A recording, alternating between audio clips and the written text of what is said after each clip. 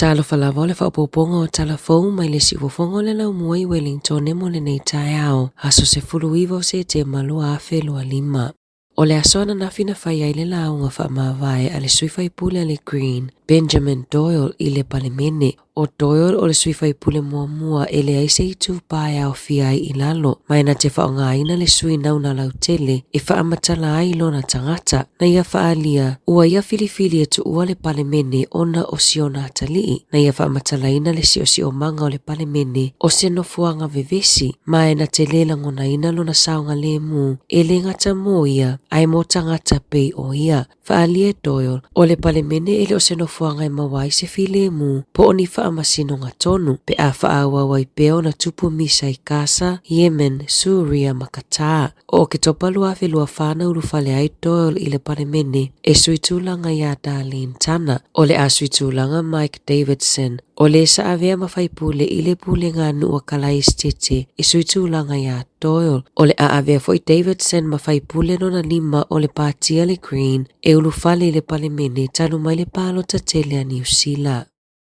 Ua wala au Roger Douglas i le minista o tupe Nicola Willis ina ia whaamawai mai lona tofinga na ta ua Matthew Abel mai le University o Aukilani e whaapea o le whaititi o le GDP le sa whaalia i whaamaunga loa ia New Zealand le aso tofi na iloa ai le pa ua le tamau ainga New Zealand ma le te leo ai tala fua le malo. O lo ofete ena ai le ofisa le minista o tupe ma Willis e whaapea ua si itia tupe whaalu. E le Italiane le ofisa o Willis ina ua fesilingia ele le teo New Zealand. I whaamaumaunga ale Stats New Zealand na whaali ai e te simaleiwa pasene na pa ua le tamau ainga New Zealand i le kuata o le tausanga e o mai a Iuni. Na tu ua i e Willis le wheesia inga e whaatawa inga ma Amerika ua mafua i le pa ua le tamau ainga.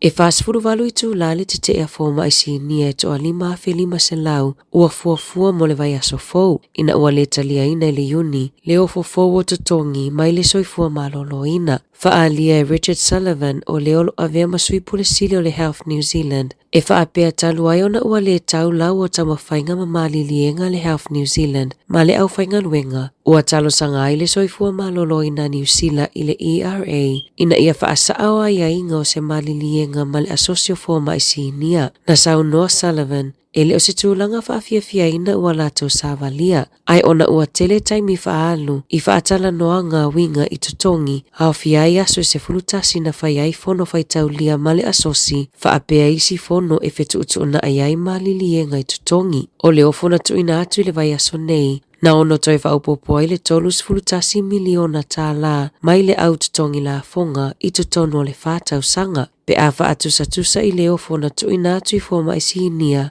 i le whaai ungo i ulai.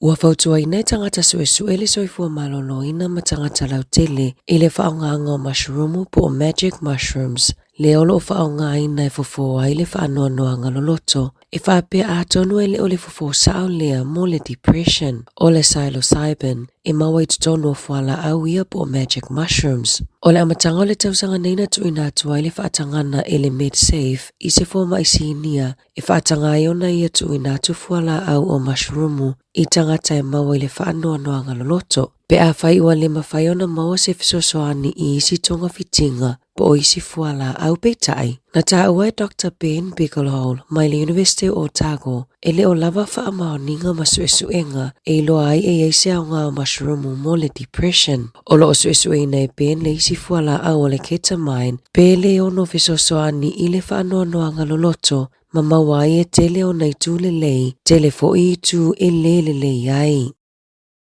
I li poti tau ia wanowhainga luenga mo au kuso le tausanga nei, ua whailo manino ai le whaatuputupula ia o wanowhainga luenga wha le tausanga ua o le whaapasene, ma ua whailo ngai nai le whaatuputupula ia o ngā luenga i lea tausanga ma lea tausanga, talu mai nove mo le lua afe lua. E lua pasene na si iti ai le numera o tangata talosanga monia wanowhainga luenga ia i ulai, mana whaamauina o se si tanga maua tele, whailoa e Rob Clark o le pule o le Sikh, e whaapeo se wainga le lei mo tangata suenga luenga. O ngā luenga peo le au whaatau whale, tusiata, maisi, o lo wa aia le whaatuputupula ia i le se fulutolu maasina wa mawai. O le asona na fina tula ia ile moli mau mua i le mata upu lea na whaao o maliwa ile tina ila na whanau matu o lato tino maliu i tutono ato pau. Ua whaailoa se tangata sue sa whao ngai le tina ni fuala au e whaafefi loi ma le vaiso malie e whaao o aile maliu ila na whanau. O le moli mau mua mai na o le paufo ile o le moli mau ile mata upu sa atali ele whaamasinonga ile asona nafi. O le luafis furufitu na tuina atua ile fo mai ile tina ya li fuala au e fesosoa ni ai ina ia moe o no whaafita auli ile le mawhai o na moe. O le asoe toi whaaua wai le whaangasolonga o le walawina o le mata upu i luma o le whaamasinonga. Ua whaamaunia mai e leo le maliu o le tina ono sfulu ono tausanga le matua le sa tausa ilia talu mai le asolulu i Scarborough i Kalai Estete na amata sa ilinga leo ina ua lipotia le leo o ato le tina i se tau mawhatanga sa fufua ina ila wauli o le asolulu na mawalana ta avale le awala i Taylor's Mistake Road be au le lua ila wauli au tausa ilia pea na maua Tracy ua maliu ile afia na nafi pe ona whaamaunia leo.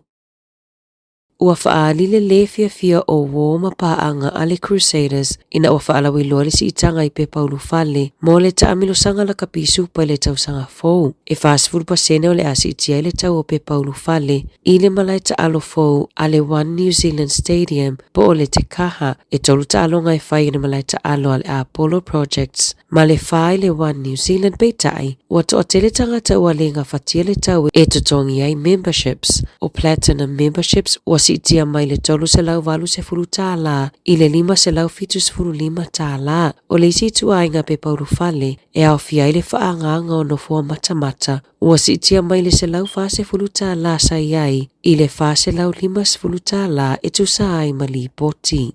Tala fōwia mai le si ufufongo le lau mua mo le neiwa ainga o le tae ao.